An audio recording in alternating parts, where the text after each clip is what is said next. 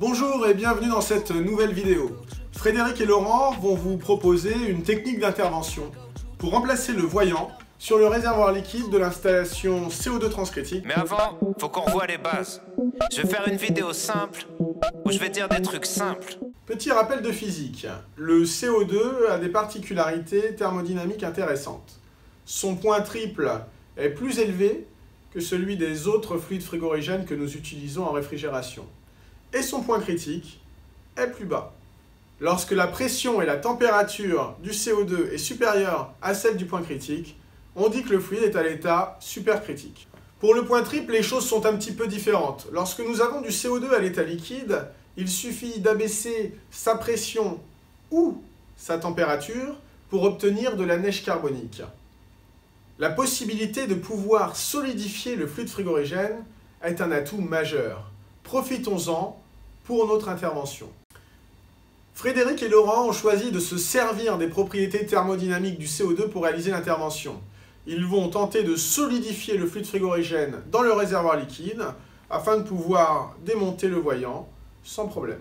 Ils vont abaisser la pression du réservoir à une température de saturation de -5 degrés.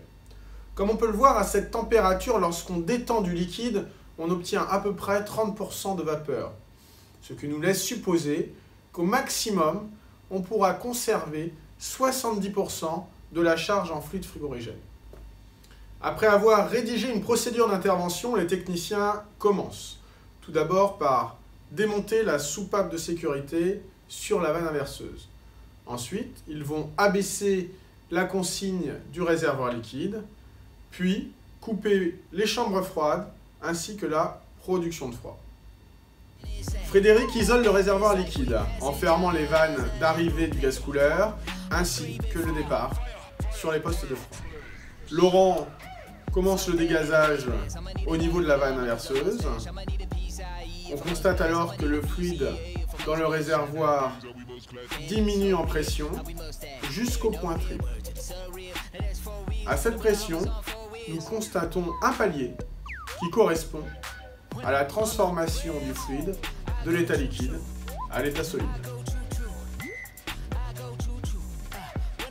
Une fois le fluide solidifié dans le réservoir, nous continuons à le dégazer jusqu'à la pression atmosphérique. Et ensuite, Laurent va démonter le voyant pour procéder à son remplacement. Ça fait un peu flipper, mais ça vient d'un moment.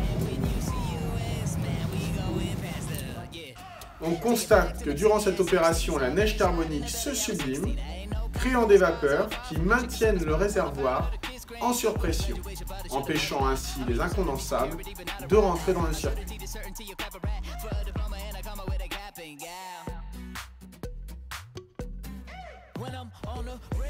Une fois le voyant changé, les techniciens vont injecter des vapeurs qui proviennent du gaz couleur dans le réservoir liquide, ce qui va provoquer la fonte instantanée de la neige carbonique.